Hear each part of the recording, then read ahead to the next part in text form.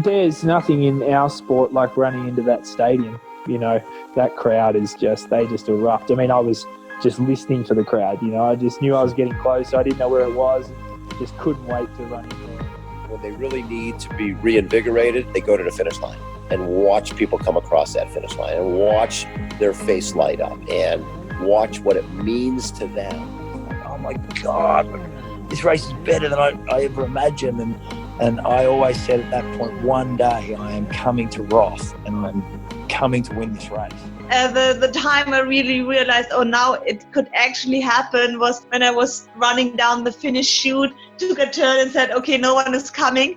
Then the last 200 meters, I felt that I could do it, but you never know because, it's Ironman, it's a beast, and it's over after the finish line. And when I saw the finish line, I knew, okay. That was the 2019 Ironman World Champion, Anne Haug. And this is her story on the Pacing Racing Podcast.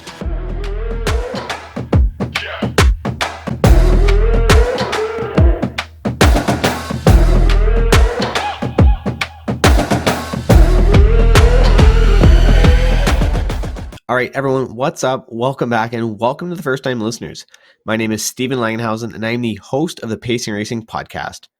We have a really exciting episode here on the Challenge Roth Road to Roth Series podcast, which includes a great interview with the 2019 Ironman World Champion, Anne Haug. So for the first-time listeners, a bit of a backstory here with the Road to Roth Series. At the beginning of August, I announced I'll be doing my first full-distance triathlon at Challenge Roth in 2020. And since then, I found that a lot of listeners were actually on a similar path, whether it was for Roth or another race, but they too were on their crazy journey to their first full distance triathlon and looking forward to hearing content specific to the full distance.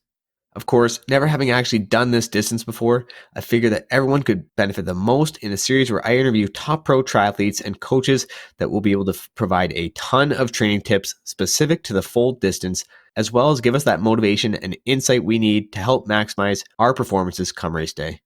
Motivation and inspiration seems endless in this interview with Anne as she walks us through how she first got into her triathlon journey, which ultimately led her into becoming the Ironman World Champion in 2019 with an incredible time of 8 hours and 40 minutes, making her the third fastest female in history. Anne also talks to us about what's ahead for her this season as she prepares for Challenge Roth 2020. A theme we also explore in today's conversation is the recent announcement of the Professional Triathletes Organization and how Anne as a professional athlete is impacted by this and what this means for the sport going further. We end off this episode with lots of training tips for age groupers training for their first long-distance triathlon, so I hope you leave with insight on how the best in the world train, think, and prepare for races like Challenge Roth and Kona. So now sit back, take notes, and enjoy the show.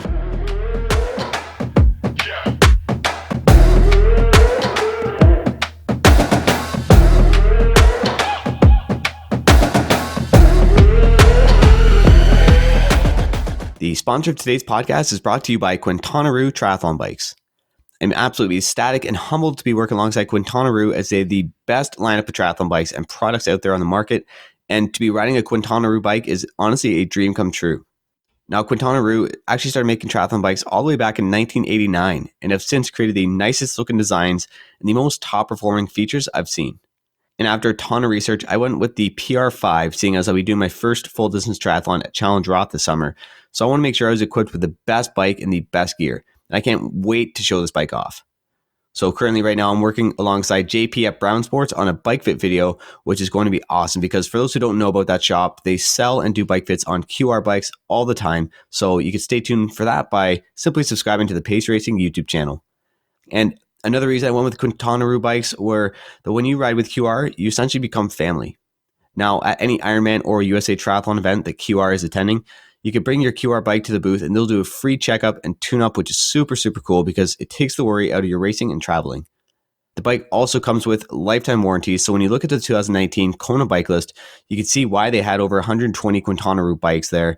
They're absolutely a great brand to ride with, and the bikes are well suited for challenging courses like Kona. And another neat fact, when you order from Quintana Roo, all the bikes are pulled, painted, and built for each customer order that comes through the door. So much so that they fall within the NAFTA guidelines, and Canadian customers don't actually get hit with any duty on any QR products when they're shipped to Canada. So I think that's pretty neat if you're living here in Canada. I mean, as you can hear, of course, I'm a big fan of not only their bikes, but also their brand and service in general. So stay tuned because you'll be seeing lots of the PR5 across social media. So be sure to be subscribed to all platforms. And again, if you want to learn more about Quintana Roo, then of course you can simply find them by searching them on Facebook or Instagram by searching Quintana Roo, or head to www.quintanaroo.com. And again, Quintana Roo is spelt Quintanaroo. The second sponsor of today's show is 51 Speed Shop, and this is a company that is making huge headway in the triathlon industry. The key difference between 51 Speed Shop and their competitors is that they don't just take the fit first approach in their development, they are the fitters and are actually very well known for being some of the best fitters out there. And I truly think their products they design could be some of the best products out there when it comes to a blend of aerodynamics, comfort, and performance. So between 80 to 90% of the overall resistance affecting the rider comes from aerodynamic drag. Therefore, if we can reduce the drag, the rider can maintain a higher velocity for the same given efforts. And when we buy a triathlon bike, we're actually buying speed. Now, the tri-bike allows a rider to hold a position on the bike in an attempt to decrease aerodynamic drag. However, that number one thing that impacts a rider's ability to increase their speed is not aerodynamics. In fact, it's comfort. Now, comfort is measured as our ability to sustain your position for the duration of your race. And if you're unable to hold your position because you're uncomfortable, then nothing else really matters. And that's why 51 Speed Shop has created a variety of aero bar extensions to meet the demands of all types of riders. For example, if you like your wrist in neutral positions with higher hand height when holding the bars, then you can look at the Ski Carbon Extensions, which is used by riders like Jake Birtwistle, Sam Appleton, and Jake Montgomery.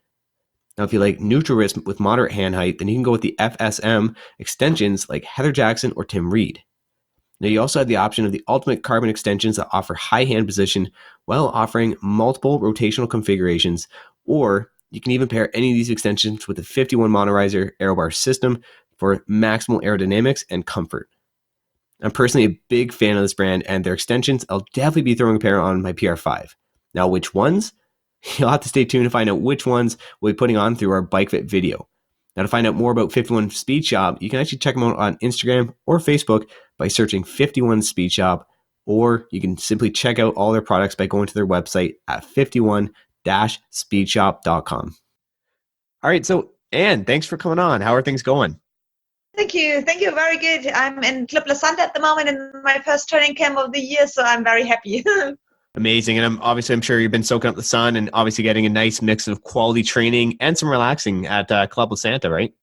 Yeah, I mean, I hope to, but I got a bit of a food poisoning and the last week I was struggling a bit. So I'm hoping that it's gone in a few days and I can put some more good training into before I'm heading back to Germany. So I'm praying and hoping for the best. That's right. Hoping for the best because, you want to get some quality training in while you're down there for sure, right? Now, so as we mentioned, before we dive into all things triathlon, let's talk about your pre-triathlon journey a little bit. I guess, how did you ultimately get into triathlon? When I was young, my dad was a sports teacher and he wants me to do every kind of sports. So I started with tennis and I played volleyball, soccer, modern pentathlon, pretty much every kind of sport. And I always knew that I was good in running, or it always comes easier to me. I never was in an athletics club or something. But when I was 20, I had the idea I wanted to do triathlon, but I couldn't swim. So I went to the pool and swam as long as I can to be able to swim 1,500 in a row. And then I started my first triathlon. So it was, by accident. Wow, that's amazing, right? And so I can't imagine. It's funny to hear that the Ironman world champion now is saying that there's a time where she was struggling to swim the 1,500 meters. So that's amazing to hear, right? So, like at the start of your triathlon journey, of course, I guess you started out in the ITU, right? Yeah, I did. Yeah. I mean, I started as a hobby athlete in my age group 20 to 25. So, and then I slowly getting via German Bundesliga in European Cups and World Cups. But my goal was always to race in the WTS series. Yeah. So is that where you linked up with Dan Lorang, your coach right now? Yes, exactly. I met him in university. We studied together in Munich.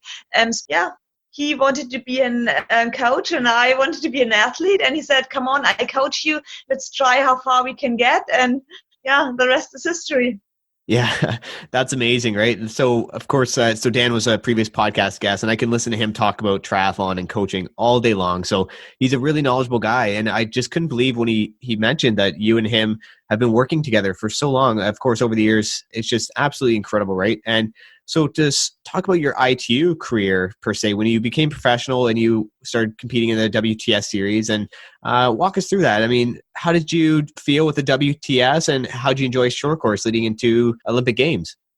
Yeah, I mean, the dream of every sportsman is being part of the Olympic Games one time. And that was my biggest goal as well, but it was literally so far away.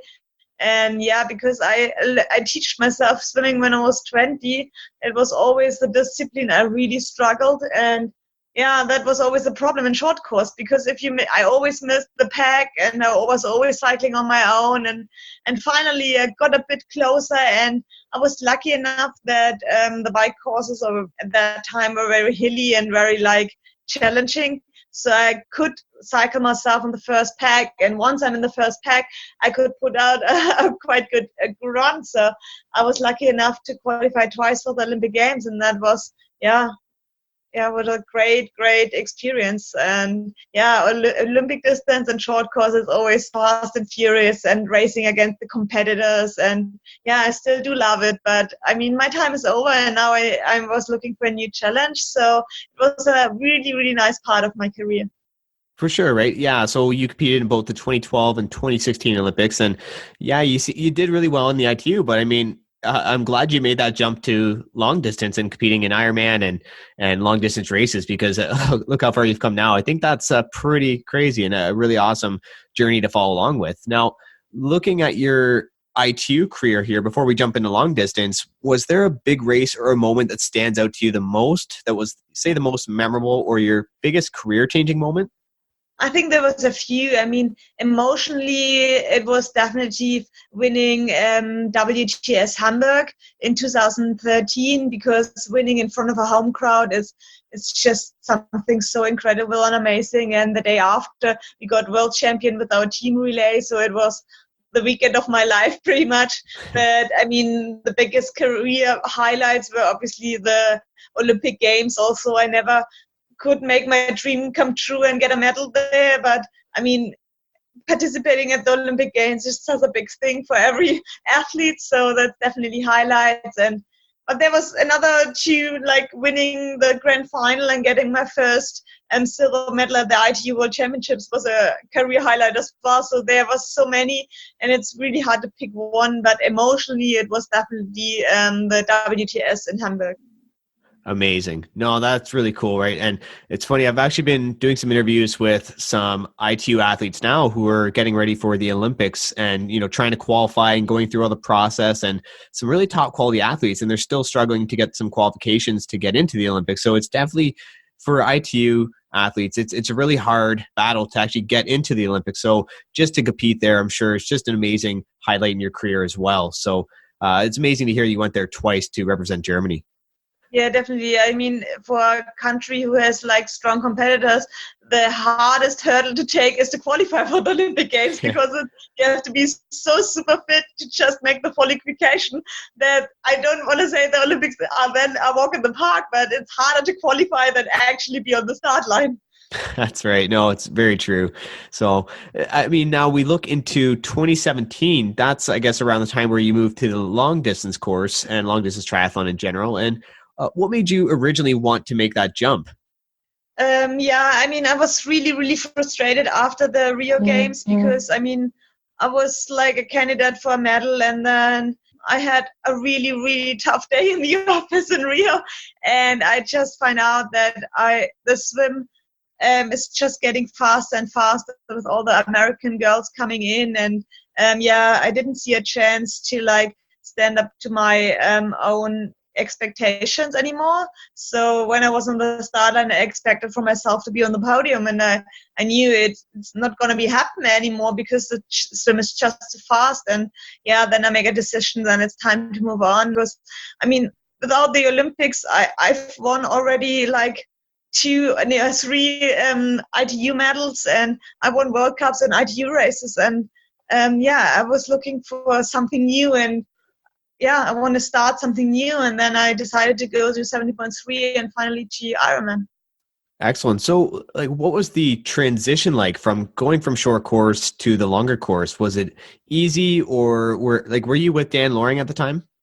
Yeah, I was with Dan Loring all the time, and the most difficult part was actually the bike, because I mean, riding a TD bike was pretty different to going on a road bike, because the position was just so different, and also to push hard over such a long time is something you don't normally do in ITU racing. It's fast and furious for a few seconds, and then you can hide in a pack a bit. So that was definitely a big challenge for me.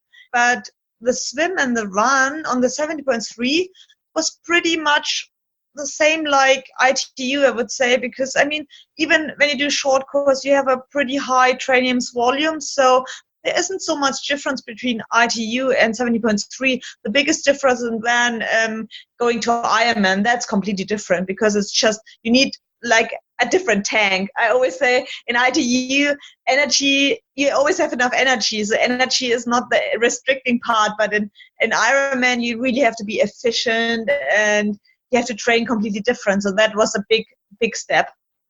Yeah. And I'm always curious, and maybe you can answer a question on this. Like, for athletes jumping from the short course and then, inevitably be doing their first Ironman, like, what was that like for you? How did you find your pacing at the beginning? Because you would probably be used to doing high-paced efforts in a race. And so how did you get through the mindset of really slowing things down and finding out what pace was ideal for you to get through an Ironman? Yeah, I haven't found the right pace. That was a problem, because I was completely dying after 10K on the marathon. I was so dying, I couldn't even count how much Ks I have to run after 10 kilometers. So I was completely lost. But I mean, that was a try and error thing, because as I told Dan, I hate to run on my watch, or I don't want to watch a power meter or whatever. I just want to go by feeling. And I raced Ironman Frankfurt, and I had a really, really bad start. So after the swim, I had immediately a flat tire. So I was completely lost and had put a new tire on, and then I lost so much time that I said, okay, fuck off. I'm just riding and go as hard as I can. Yeah, and I really had to suffer and learn my lesson. So I did it better in Hawaii then. Yeah, no, absolutely right. So, I mean, like, fast forwarding here, I guess, to 2019, I think it's safe to say, that move from ITU going up to 70.3 and inevitably doing the full distance triathlon Ironman, I'd say you're quite happy with that move now, right? Yeah, definitely. I mean, it's just like a different kind of sport, but I would never miss the other one, because I really loved short course, and now I love long course, but there's always two hearts beating in my chest. So, I mean, if I would be fast enough on the swim, I maybe would stick with ITU, but that's a challenge as well, Ironman. Exactly. No, that's good stuff. And so let's talk about the 2019 Kona here. So after a third in Kona back in 2018, did you and Dan plan the season with the main focus being another Kona podium performance, or how did it work going from third place in 2018 to looking at your 2019 season? You can't race for a position, because I mean, you can't influence how good the others are. So I thought, it was my second Ironman. I thought there's a lot of more potential. I wasn't happy with that race, because I was just very conservative on the bike. I didn't want to risk anything, because I had such a bad traumatic experience in Ironman Frankfurt that I wanted to be as safe as possible and run the marathon without stopping and dying. So that was my goal in my first Ironman in Hawaii. So I definitely wanted the year after a race where I really raced, and where can be a little bit more active on the bike and not just hiding in the pack and waiting. So that was our goal for this year. But I mean, then I was injured the whole year, and I had to cancel all my races, and it was a big struggle, to be honest. Yeah, no, it's absolutely amazing to see. You went from third place in 2018 in Kona, and then, yeah, you struggled through some injuries multiple times over the course of 2019, and to walk away with the first place in Ironman 2019, Kona, was absolutely incredible. So let's walk through that race now. Like, what was your mindset going into that race that morning? I mean, you're always nervous, but because of the history, meaning I wasn't able to run half a year, I was pretty relaxed because I said, okay, that's what it is. I don't have all my weapons on board, but I have to fight the best fight I have in me. And I mean, it's Ironman. That means 50% is in your mind and 50% is in your body. So if my body's maybe not 100%, maybe I can squeeze out a bit more of my mind, because my mind was very fresh, because I just haven't raced enough. I just did Ironman Copenhagen and 70.3 Dubai in February. So my mind was very fresh, and I said, maybe that can be a choker. And yeah, I just wanted to go out and give my very, very best and see what happens, because, I mean, I was able to run 4 weeks out of Ironman Copenhagen. I didn't have any long run. I was able to run 50 minutes in a row. That was my longest run at all in front of Copenhagen. Then I did German records. So you never know what happened in Ironman. And so I wasn't too concerned. I just said, okay, today is maybe a chance, and if I see a chance, I go for it, and I give my absolutely best. And what the outcome is the outcome. And yeah, I want to be happy and be able to say I give it all on that day. And that was my mindset when I went in the race. Awesome. I love that, right? And sometimes it's always, just by the sounds of it there, you didn't seem to put a whole lot of pressure on yourself, which I think really helped you there, right? Like if you went into that race that morning having a lot of pressure, putting that goal in your mind that you wanted to make the podium again, and that you were, set those barriers up for yourself, I think it maybe might have been a different outcome. But I think you went in with an awesome mindset. And I mean, to see what you came out with is incredible. So like coming out of the water there, knowing Lucy was 8 minutes ahead of the pack. Well, you might not have known at the time, but like, how did you feel knowing where you were coming out of the water? And did you care about who was ahead of you at that point, or what were your thoughts coming out of the water? I mean, when I was half point on the swim, when we did the turnaround at the boat, I saw that Daniela Rief was swimming side by side to me. She was obviously coming from the back, or she was on my feet or whatever. So I thought, oh, that's pretty good, because where she is, normally should be quite much in front. So I was very happy with my position. I thought, okay, just stay here, then you do everything right. And I mean, my goal was to be in the first big pack, and I think, okay, if I swim next to Daniela, I should be at the right place. And when I came out of the water, I saw all the other swimmer girls, and I thought, yeah, I'm pretty much directly in the first pack, and that's exactly where I wanted to be. That Lucy is in the front. I mean, you don't have to be a science to know that. So that was like it should be, and yeah, it was the best position I could have been in. When you got into the race a little bit and you came to passing Daniela Rief, what was your initial thought on that? Were you surprised at first? I didn't overtook her because she was a bit slower in transition. So I was in front of her on the bike, and I was always waiting for her, to be honest, because I thought, okay, now she will hammer past us. And yeah, but she didn't came, and I thought, oh, maybe she's hiding a bit. Maybe she did it like last year, where she took it a bit easy on the first half, and then she hammered it on the second half. So when we had the turnaround in Harvey, I saw her and I said, something looks really, really weird. So she didn't really look strong, and she was like not in the aero bars. And I thought something must have happened, or must have been wrong. Yeah, no, it's true, right? And so I think everyone wants to know, what was that feeling like when you finally passed Lucy to overtake the lead? Like, what was that moment like for you? I'm sure it was quite special, and you're probably feeling a million different emotions at that time, right? Yeah, to be honest, that's true. It's different to take someone in an ITU short course race or on Ironman, especially Lucy, because, I mean, she's the honest racer out there, because she does everything on her own, and she was out there for 7.5 hours or even more. And then to destroying her dream for a third time in a row, it's like devastating, because, I mean, I know her pretty well. She's such a nice person, and yeah, but I mean, it's high performance sport. Everyone wants to win, and so it wasn't an easy pass to do. And but I mean, I wanted to win also, so I had to do that. And I tried to stay focused, because I mean, overtaking someone at half point is one thing, but to bring it home in one piece is another one. So I tried not to think or be emotional or anything. I just like focused on what I have to do. I'm just thinking from aid station to aid station, not doing any mistakes, be concentrated, be in the moment, and hope for the best, to be honest, because we saw races where people struggling 800 meters out of the finish line. So it's over when you pass the finish line, and until then you really have to concentrate and make everything right and don't make any mistakes. Right. So, I mean, obviously it sounds like it takes total concentration as you're going through the course. So now what do you think about when you're going through these, like, you know, passing Sarah Crowley, passing Lucy Charles? Are you ever worried about pacing too fast, or are you going too slow, or like, or do you just kind of block everything out of your mind and just race off feel, or what's it like in that back half of the marathon?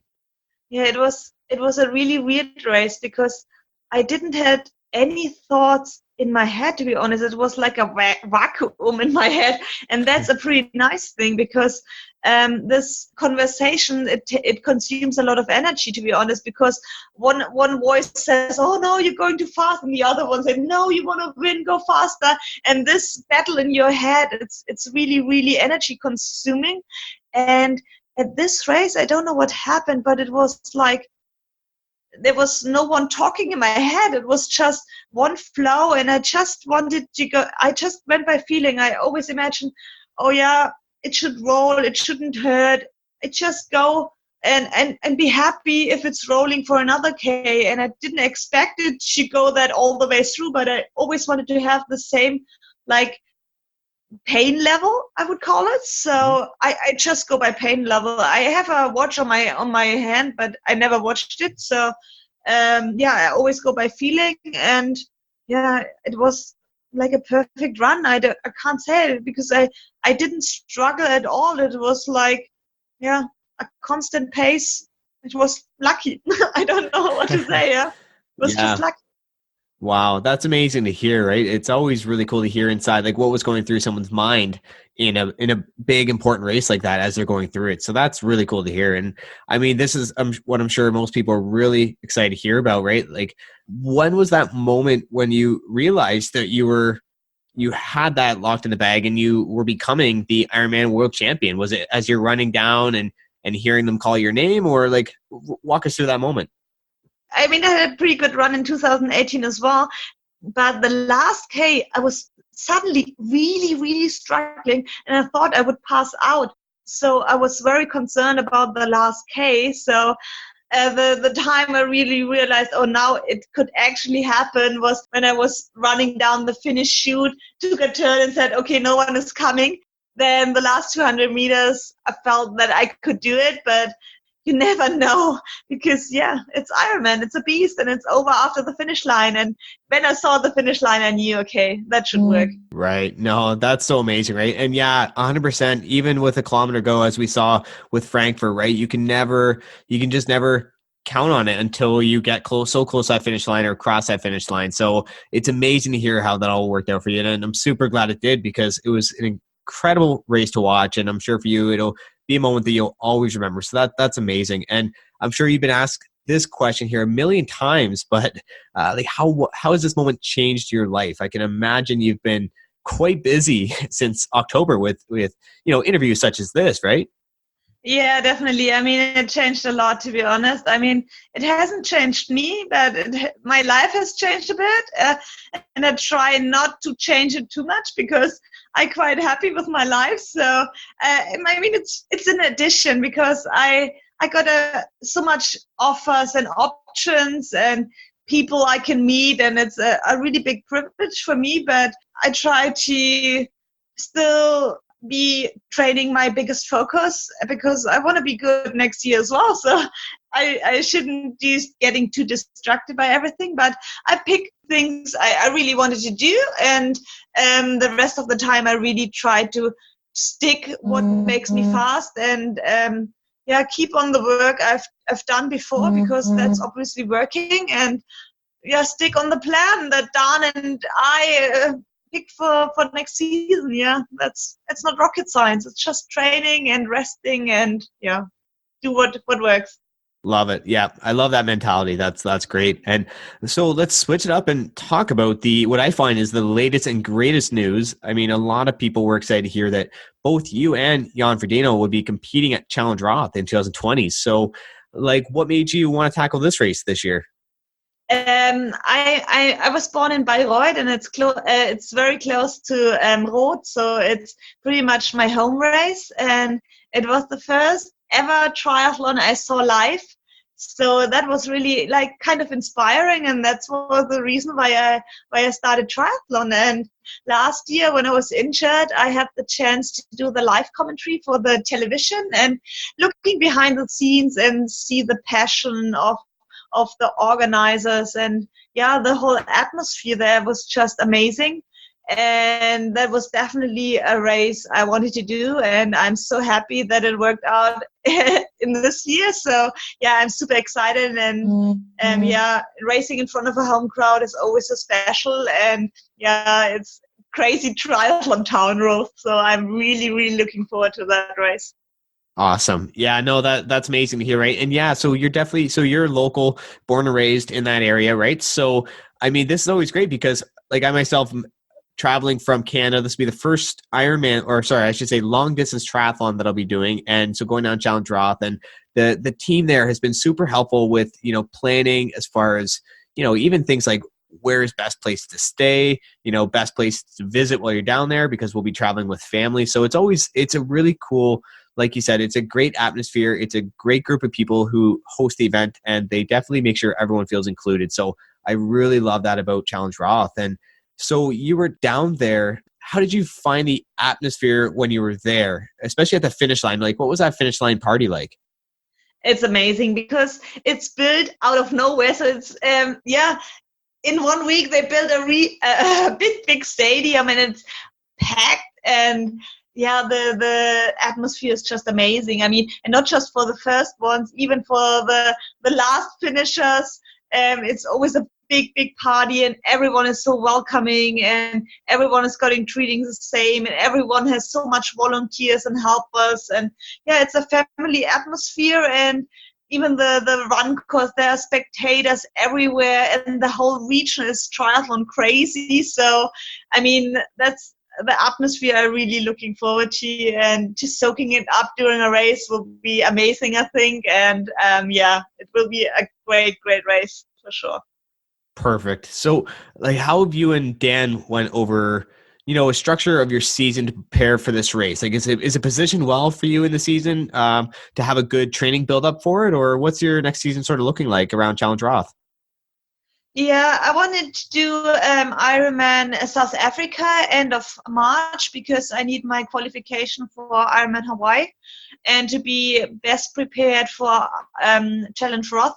I wanted to get this qualification done as soon as possible, and Ironman South Africa looked like a really good race. So it's a championship race, and it's not too much of a travel. It's no time change.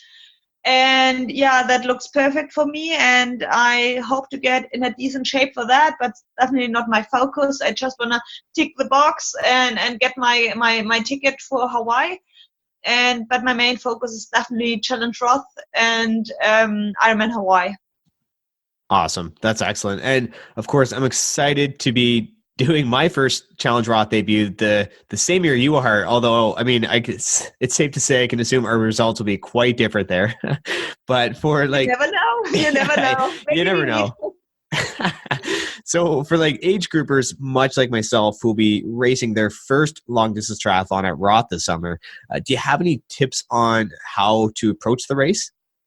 I mean, It's endurance sport, so it means you have to do continuous work. It doesn't matter so much what you do as long as you train regularly. So that's really the key of endurance sport. Do it regularly on a regular base, and then you're fine for even for a long course. But don't put 1 week of really, really good training and then you have 2 weeks of no training or you're injured, then it won't happen. So every day a bit, and then you're fine for even long course.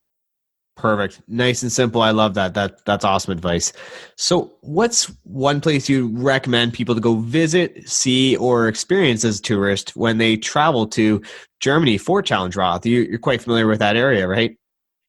Definitely to Bayreuth, my home country, my hometown, because that's really amazing. We have the Festspielhaus, and that's really amazing, and the Opernhaus, and Bayreuth is a really, really great city, and I really can recommend that.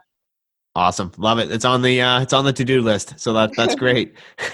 So you have Challenge Roth to look forward to, you have Kona to look forward to, and as you just mentioned there, Ironman South Africa, and also recently, as the way the world rankings work are looking to look anyway, currently you'll be racing for the Collins Cup for the inaugural year of the PTO, right? So this is all kind of unfolding just recently here. So you excited about that?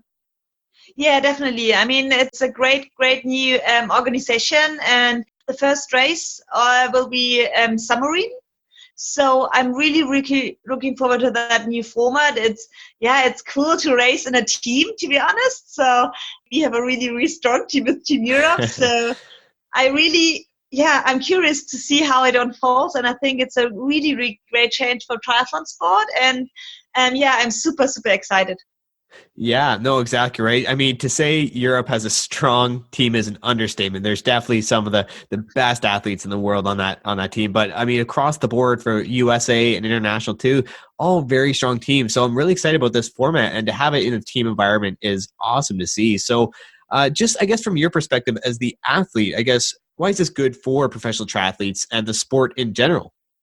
Because we stand as a group and as a unit together, and the best athlete will show up and do a great race. It's a new format. Maybe it's more interesting for the people. It's a great everything is really, really professional, and they want to show triathlon in the best possible way, and the best athletes will compete in that race. So I assume it could be a better platform for triathlon like this. So I'm very excited how it will fall out. So you have to see how it works in submarine, but everyone is giving their best, and to put the best performance and show we could put on. Awesome. Yeah. And I love it because I don't know if you're too familiar with it, but I've been following the Super League Triathlon Series for the short course for quite a while now. And it's just absolutely amazing. It's really changed it made it audience friendly, right? Spectator friendly for the ITU distance. And it's been absolutely phenomenal to watch that. So when I heard this Collins Cup come out, I thought this is excellent to showcase the long course triathletes. So I definitely think it'll be really exciting. And just to see all the top names being so optimistic about this organization and about this cup, I think it's really going to be a fascinating time to watch. Yeah, definitely. I hope it will unfold like the Super League, because that's so customer friendly, I would say. It's so exciting, and there's always happening something. And I really, really hope for that it will work for long course as well. And we are on the good way, and everyone does their best, and we will see if we can get the same audience like we get in the Super League. Excellent. So talking a little bit more about race specific questions here, and I know a lot of listeners for this episode will be in a similar boat as I am, thinking about their first long distance triathlon, or maybe just competing in full Ironman or long distance triathlons, and I would love some training tips, and it's who better to hear it from than one of the Ironman world champions. So I think one of the best things, and I know we briefly talked on this a little bit, but when it comes to finding your race pace, you seem to base it off perceived effort. And you mentioned you wear a watch, but you don't necessarily follow anything like heart rate zones on the run per se. But on the bike, do you tend to use any power zones, or how do you like to pace the bike in a race? In a race, I always go by feeling. I mean, I I do have a power meter, but I just use it in training, and I record it for my coach because Dan is not around, so he needs as much data from me as he can possibly get. So I record every single bike ride I do, but I need the freedom in a race. I don't have any. I have a Garmin on my Aerobar, but I don't connect it to my power meter because I don't see the benefit of that. Because I mean, if I would cycle and the power meter says I'm going much too hard, I would always worry about I will it's too fast. I will break down in between, or if I feel good and the power meter shows to less, then I would say, oh God, I have such a shit day. What's wrong? So I need my freedom, and I go by feeling, and I think you will learn over the races. So in the first race, I was definitely too quick. So in the next one, I was a bit slow, and now I'm trying to find my pace, and learning by doing. And I always go by feeling. It's the same in the swim, on the run, and on the bike as well.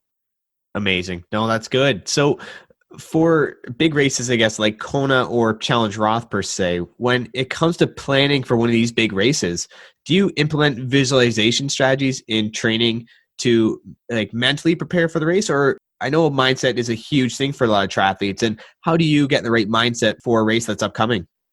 Yeah, definitely. I mean, I try to always have these pictures in my mind from a perfect race, because I think if the scenario of winning is already in your head, it could be possible. But if it's not even in your head, it can't be possible. So it's definitely a big factor. And in every training session, I try to visualize how it would be in Hawaii, what scenarios could have happened. And I always think if you can dream it, you can do it. And you don't know if it happens, but if it's not in your mind, it can't happen. Excellent. I love to hear that. And, just something I want to pass on to the listeners as well.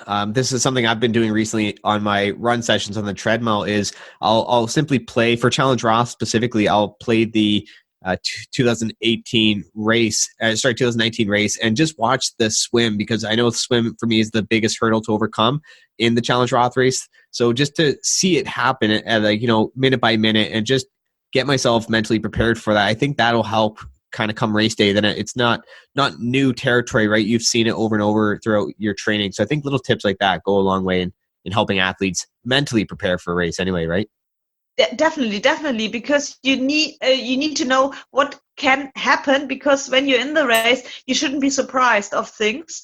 And if you already knew the lake or the run course, it's always good. As much the more information, the better, because then you can make a clear picture in your mind. And if things happen, you're not surprised, and that's a good thing, because then you can stay cool and expect things to happen. Excellent. I love that. And then, so I guess, what's your ideal buildup on race week look like, I guess, as far as rest, training, nutrition, all that kind of things? What would you recommend listeners do before a big race and leading up to it the week of?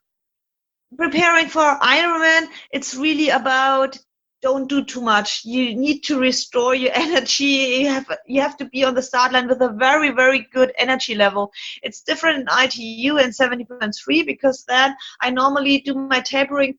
Yeah, I tried quite hard even just before the race, just to be sharp and race ready. But I realized on Ironman, it's about having all energy on board you can possibly have. So less is definitely more in Ironman.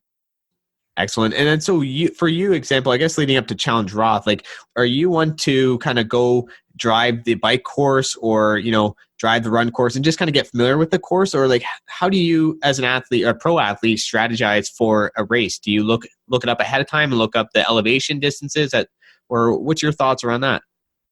I will definitely go with the car. I will go on the bike course. I'm not sure if I will cycle it. Maybe the key points like the Solara Hill, just to get a feeling how steep it is and which kind of cassette you choose for your race wheel. And the run course I know pretty good, because I mean it's pretty straight on the Rhein-Main-Donau-Canal, so it's not really exciting. But the key points I will definitely have a look at.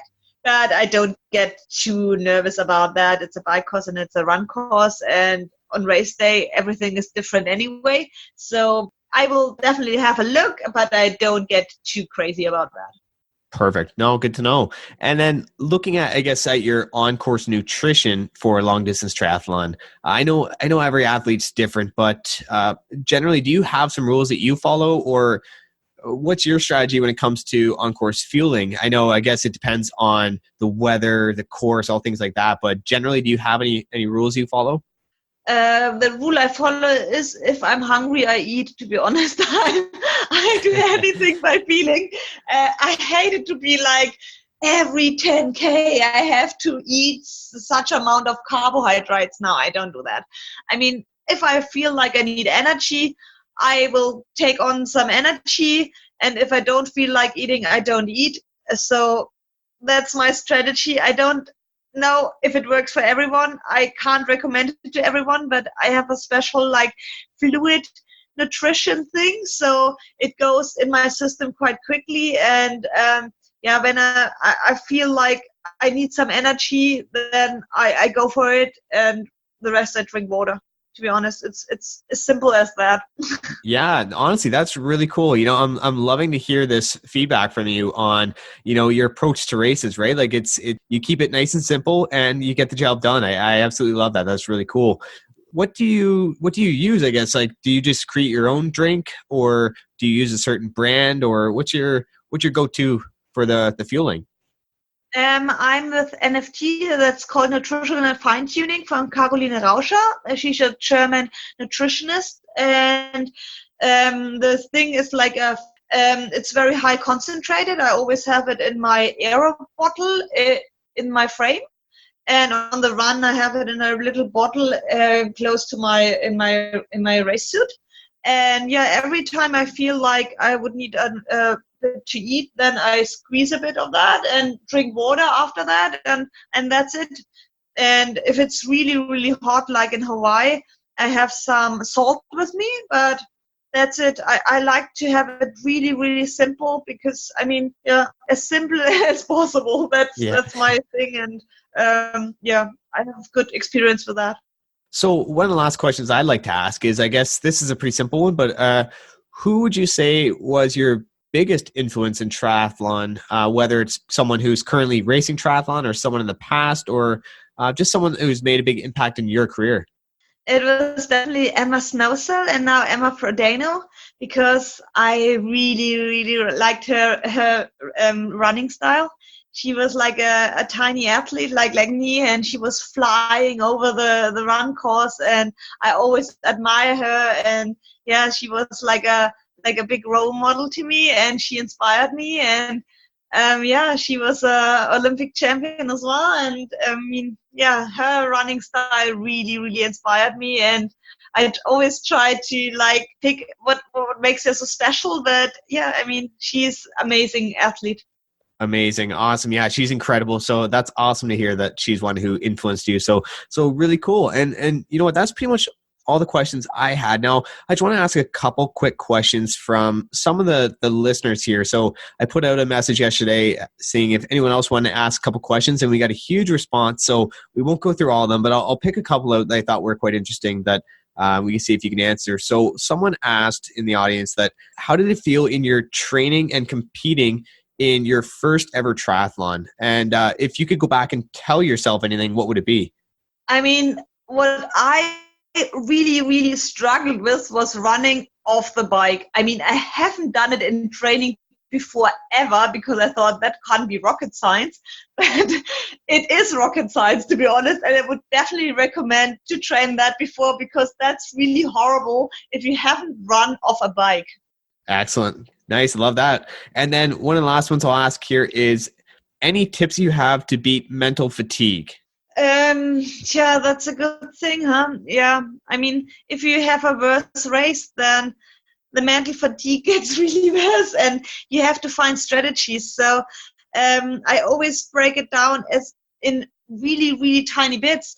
I mean, on the run, that's good to think just from aid station to aid station, because that's about 2Ks apart from each other, and you can keep your concentration up until this point. And I mean, if the fatigues really kicks in, make it as the distances as small as possible. Or a good thing is to like sing a song and get the rhythm, and just try to distract your mind with anything possible, just to get rid of the pain feeling.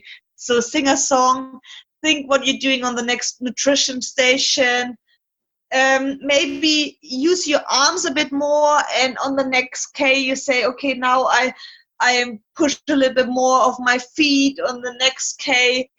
Yeah, just try to keep your mind busy. Yeah, I love that, right? Just occupy your mind and set those small little micro goals, 500 meters at a time or 1 kilometer at a time, and distract yourself. I really love that. That's some great advice there. So honestly, I mean, there's a bunch of questions here, but I think we got a ton of information from you here, and we're super happy to have you on. So thanks so much for all that, Anne. And for, I guess, the listeners who don't already follow you throughout social media or your website, where's the best place they can follow you through 2020?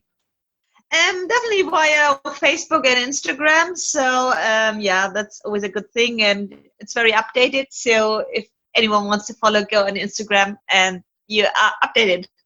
Perfect. Awesome. That's amazing. And of course, we're really looking forward to watching how 2020 season pans out for you. Now, aside from Collins Cup, aside from the South African Championships, Kona, and Challenge Roth, do you have any other races planned out, or is that just sort of wait and see how the season feels and how other races fit into the schedule?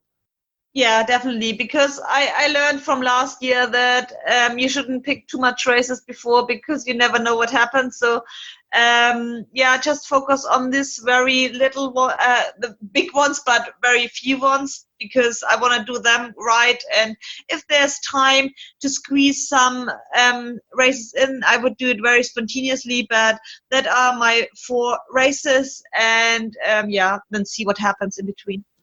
Perfect. Excellent. Well, we're all really looking forward to it. And, we hope you have nothing but the best. I hope the season's as successful as it was in 2019. And you know what? That's a wrap. And hopefully we'll see you down at Challenge Roth. And other than that, thanks so much, and all the best.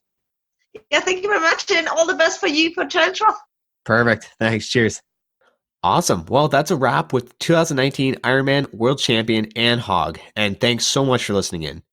Now, if you enjoy this episode, among others, then please just take a minute to open up your Apple Podcasts app on your iPhone, search Pacing Racing, and be sure to subscribe, and then scroll down to the bottom and just leave us a quick written review.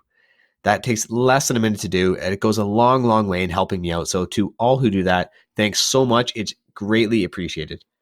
And other than that, thanks so much, guys, and happy training. And if you want to train with me on Zwift, then feel free to drop me a follow by searching Steven Langenhausen. Other than that, take care. Chat soon. Cheers.